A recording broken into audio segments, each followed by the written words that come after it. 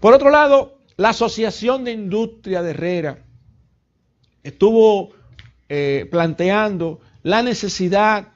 de que se haga una nueva reforma, algunas leyes, de manera que se vuelva al proceso inicial de industrialización, porque ellos entienden que se ha tenido un proceso de desindustrialización. Es decir, que las industrias, sobre todo en ese sector de Herrera, ellos plantean que han perdido alrededor de 77,000 empleos en los últimos 10 años, y que todo esto tuvo que ver con el cambio del modelo económico en la República Dominicana. Ese proceso de industrialización en el cual nace la zona industrial de Herrera tuvo mucho que ver con una ley de protección e incentivo industrial que en el año 1968 fue promulgada. Ya han pasado varias décadas, sin embargo, todo este tema pues se apoyó en el criterio de lo que es la sustitución de importaciones. La República Dominicana no es un país industrializado en el sentido de que es un país que tiene inventos, que invierte sumas cuantiosas en investigación y desarrollo para crear productos innovadores. Realmente son industrias que en lugar de importar ciertos bienes y servicios, decidieron fabricarlos localmente, y para promover ese proceso industrial, pues entonces se creó la ley de protección por un lado y de incentivo industrial combinado por el otro. ¿Protección en qué sentido? Bueno, si vamos a apoyar a la industria, vamos a ponerle un impuesto más alto a los productos importados que fueran competitivos, que fueran similares, para favorecer al productor nacional y que la gente entonces encuentre un precio más razonable con la fabricación local. Esto fue creando pues todo un tema en cuanto a lo que era la calidad de los productos y servicios que estaban ofreciéndose desde esa época. Esto fue caminando, progresando, una cantidad de industriales pues invirtieron. Se dice que, y sobre todo para lo que fue Latinoamérica, porque no fue un proceso que solamente ocurrió en República Dominicana, sino que también en Latinoamérica ocurría lo mismo en muchos países de manera simultánea. Y en estudios que llegó a hacer la CEPAL en su momento, pues planteaba que los países que comenzaban a industrializarse en la época estaban importando, estaban comprando tecnología que ya había entrado en obsolescencia en países desarrollados y comenzaban entonces a utilizar esas maquinarias y equipos con cierto grado de obsolescencia. Al no tener tecnología de punta, los procesos de fabricación producían un número X de unidades y al mismo tiempo un costo más elevado que el costo unitario que la nueva tecnología podía darles en los países desarrollados, donde eran desplazadas esas maquinarias y equipos que se dejaban de utilizar. Entonces, este fenómeno de un retraso o de un retardo tecnológico en ese proceso inicial de sustitución de importaciones, pues trajo como consecuencia que en la medida que la tecnología avanzaba en los países desarrollados, se iba abriendo una brecha cada día mayor en cuanto a la productividad y en cuanto a la calidad de los bienes y servicios que se estaban fabricando en República Dominicana, en las diferentes zonas industriales, en comparación a la calidad y a la productividad de otros países que gozaban pues, de haber hecho una inversión de tecnología de punta. Esto fue creando entonces situaciones donde incluso la composición del costo unitario que tenía el componente importado era enorme.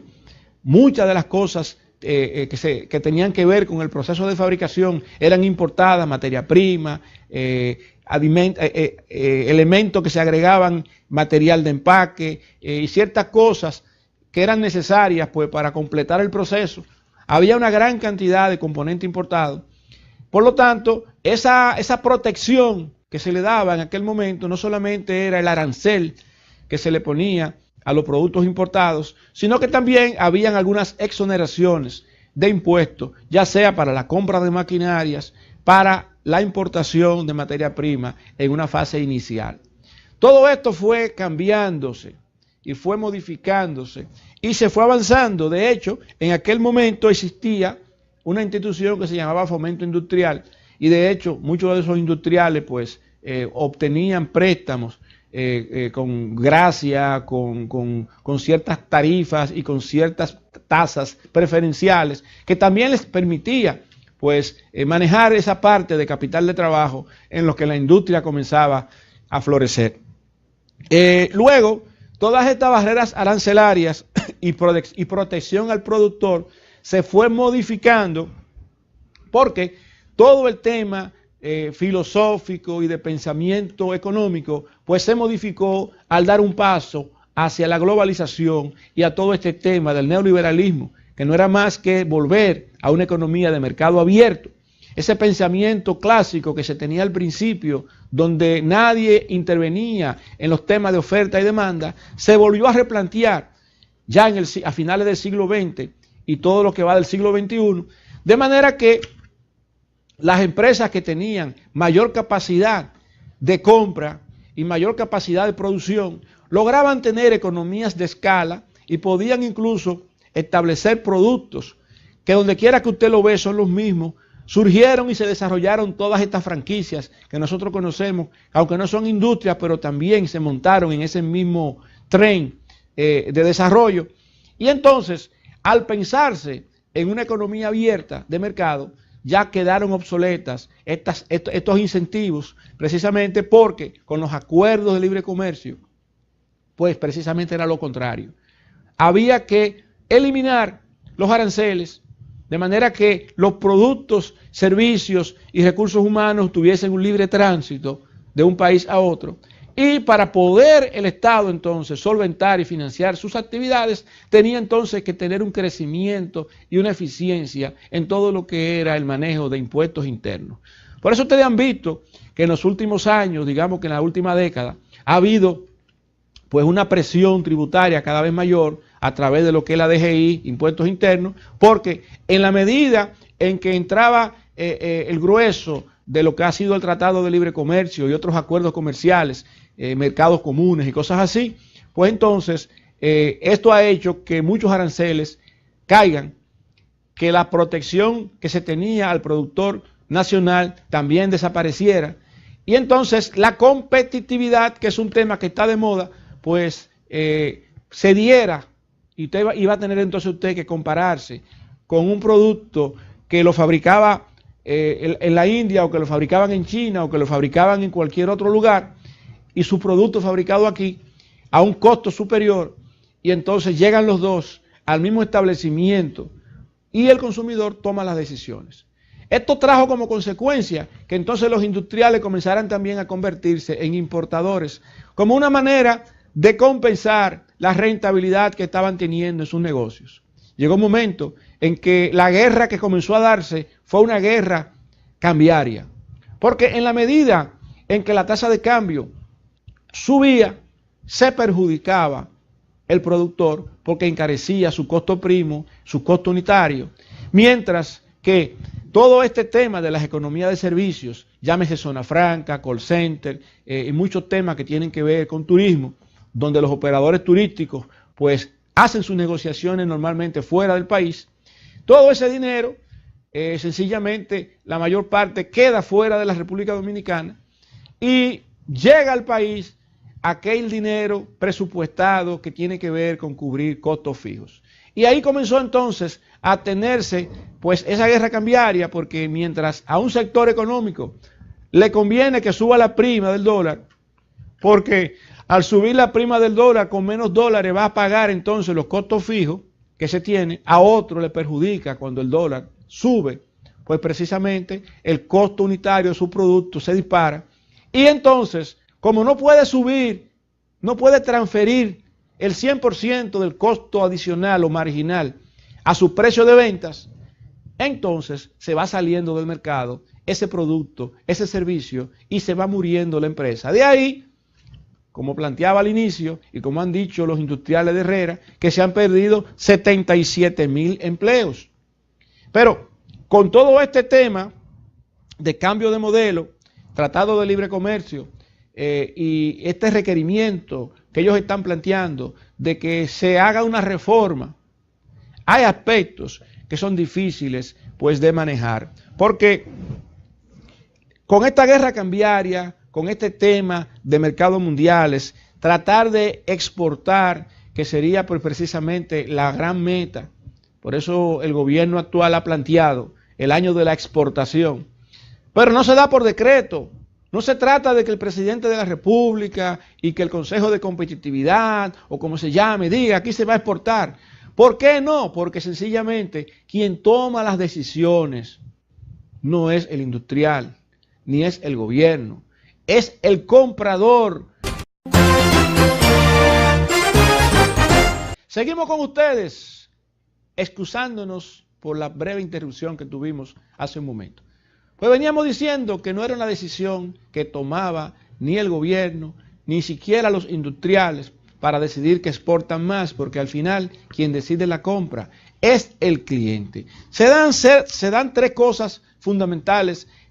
en este momento. El mando ya no lo tiene el productor, el mando lo tiene el consumidor. Hay tres variables que no controla el empresario. Primero, que el cliente decide qué comprar. Segundo, que la competencia se ha vuelto cada día más agresiva y más compleja. Y en tercer lugar, que el cambio es una constante. Si las empresas, pues, que quieren mantenerse competitivas, no utilizan la tecnología de punta,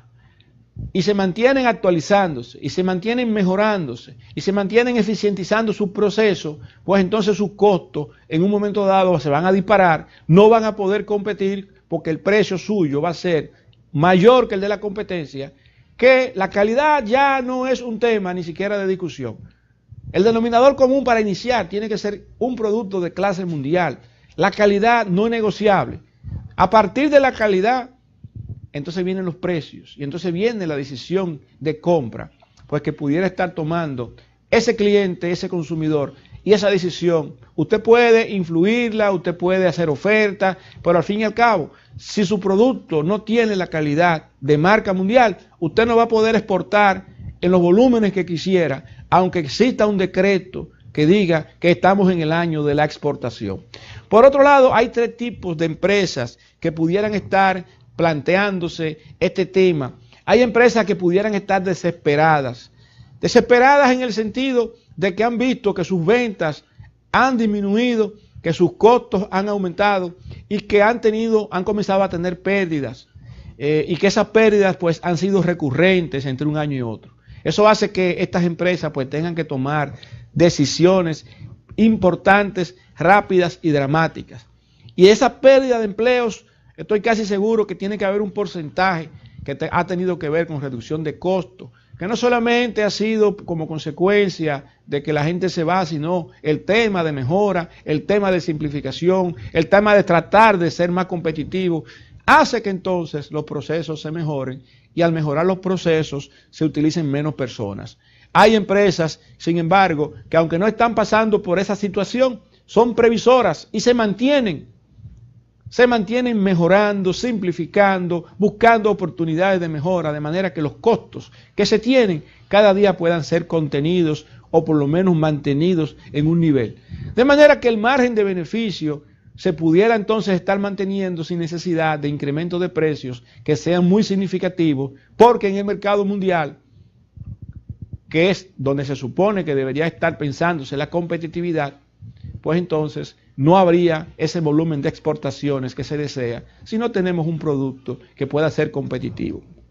Entonces, todo este tema se relaciona mucho con tecnología y también con la idea, con la necesidad que tienen los negocios de cumplir con tres objetivos fundamentales. Uno es crecer, que significa pues poder vender cada día más unidades. A veces nos engañamos pensando que porque subimos el precio tenemos un volumen de venta mayor, hemos vendido más, pero si las unidades han caído, realmente entonces en nuestro posicionamiento, en nuestra participación de mercado hemos decrecido, porque hemos colocado menos unidades en el mercado, en los puntos de ventas. Entonces crecer significa pues colocar unidades adicionales, poder colocar más unidades y que el cliente las pueda comprar. Por otro lado, ser rentables, que cada unidad de venta pues genere un beneficio bruto suficiente a la empresa, de manera que se pueda tener una rentabilidad luego de restar todos los gastos y los accionistas del negocio pues puedan recibir pues la recompensa a través de los dividendos que normalmente pudieran estar repartiéndose. Y sobrevivir. Todas las decisiones que se toman en los negocios no solamente buscan crecer, ser rentables, sino también poder mantenerse operando en el mercado, no tener que cerrar sus puertas. En este sentido, ¿qué puede hacer el gobierno? El gobierno ha hecho algunas cosas y a veces se le exigen cambios al gobierno y el gobierno hace lo que puede hacer. No porque no tenga recursos, sino porque hay muchas cosas que le competen al industrial y que le competen al empresario. Hubo un momento donde se planteó todo este tema del DR-CAFTA y se habló de un proceso de reconversión de la industria. Y hubo un tiempo donde los industriales debieron haber tomado decisiones para hacer reinversiones y para sustituir cualquier tecnología. Pero muchas veces ni siquiera con la sustitución de la tecnología, si no se tiene el posicionamiento estratégico en el mercado y si no se tiene en la mente del comprador ese posicionamiento, aunque tengamos una buena tecnología, no tenemos la demanda que quisiéramos para estos productos. En este sentido, pues las medidas que se han ido tomando y que se han ido anunciando por parte del gobierno es el tema de agilización con el tema de lo que son creación de empresas, las ventanillas únicas en aduana, y hay otros temas que son fundamentales para lo que es la inversión extranjera y que también implican mucho, importan mucho al industrial. La seguridad jurídica, la seguridad ciudadana, la estabilidad macroeconómica, de manera que se puedan mantener que la inflación, que la tasa de devaluación en unos niveles adecuados que le permitan al industrial y al empresario planificar, apostar a un escenario de negocio que pueda ser realizable, digamos que en un año, que en 2 años. Entonces, todo este tema son de las cosas que puede el gobierno hacer y que lo ha hecho. Las variables macroeconómicas que se han planteado aquí en los últimos años, pues han tenido y han mostrado estabilidad según ha indicado el Banco Central de la República Dominicana. Entonces, por otro lado, los servicios básicos, estamos hablando de energía eléctrica, estamos hablando del servicio que tenga que ver con la misma seguridad, porque ahí están pues los cuerpos del orden y todo esto. La garantía, es decir, el Estado tiene que ser un garante de todos los convenios internacionales, todos los acuerdos y todos los tratados, de manera que todos estos contratos pues son contratos pues, a los cuales el país se ha hecho signatario, tienen que garantizar entonces que también, así como nosotros podemos exportar, también los países que quieran exportar hacia la República Dominicana lo puedan hacer, de manera que todo este tema de globalización beneficia mucho a aquellas industrias mundialistas que pueden estandarizar sus productos a nivel regional o a nivel mundial. Si usted no tiene la capacidad de internacionalizarse, de tener puertas y oficinas en diversos países, pues a usted se le hará muy difícil globalizarse, a no ser que sea por las redes sociales, por el internet y por este tema de esa tienda virtual que mucha gente tiene. Pero cuando usted se compara con empresas mundialistas, usted se dará cuenta que esas empresas tienen oficinas físicas con personal, ya sea de distribución, ya sea de producción, ya sea de marketing, en una cantidad de países. Y por eso pueden estandarizar, por eso pueden llevar su producto con la misma calidad, con la misma presentación, con el mismo logo, con la misma marca, en distintos países, en los 5 continentes, cosa que muchos productores nacionales no pueden hacer porque todavía no han podido avanzar